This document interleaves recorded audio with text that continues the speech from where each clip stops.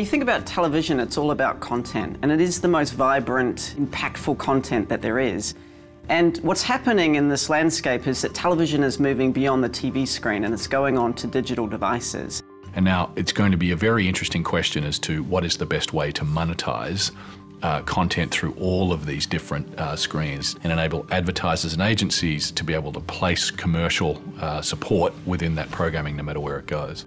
What we're finding is that with the rise of mobile, people are now demanding that content anywhere, anytime, in the format they want to see it, they want it shareable, they want it repeatable. And the personal nature of mobile devices means that advertising and marketing messages can be really targeted to the individual. And so for broadcasters, it's not about losing dollars to digital. Broadcasters and publishers, TV networks are now also digital players.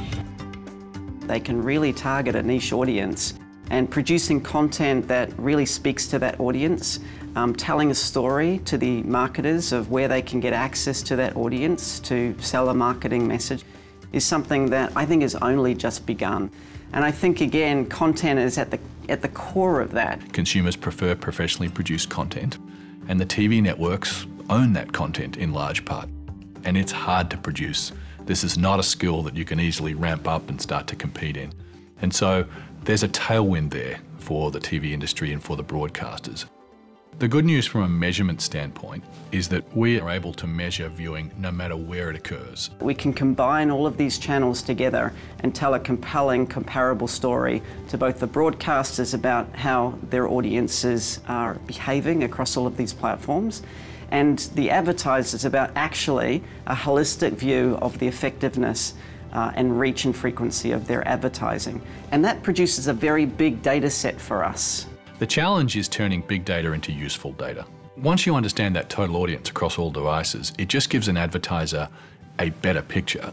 And then they can start to figure out, well, what is the value of someone seeing it on TV versus on a smartphone or a tablet, at home versus work. They can start to really make those kinds of calculations. And they're just going to drive up advertisers' confidence in terms of the advertising spend in that programming. And the challenge for us is now to expand that out to different forms of social media, different platforms, and make sure that the utility of those metrics continues to go up and up as people learn more and more. The amount of searching that's going on while viewing TV, the amount of tweeting and Facebook messaging and social interaction that's actually happening TV is on the rise. And this is a really important phenomenon to understand because it's an environment where people are sharing ideas and sharing thoughts while they're consuming valuable content. We did a deal with Twitter to enable us to measure not only the number of tweets about a TV program, but also the reach of those tweets. Now, from an advertiser standpoint, that's really interesting because it enables an advertiser to understand in real time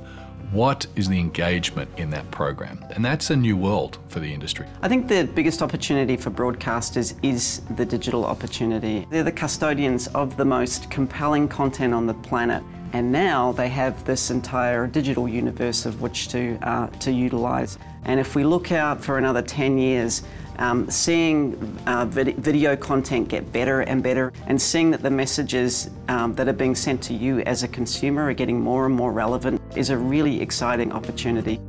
It's always about how do you keep the attention of the audience, and the TV industry are masters of that.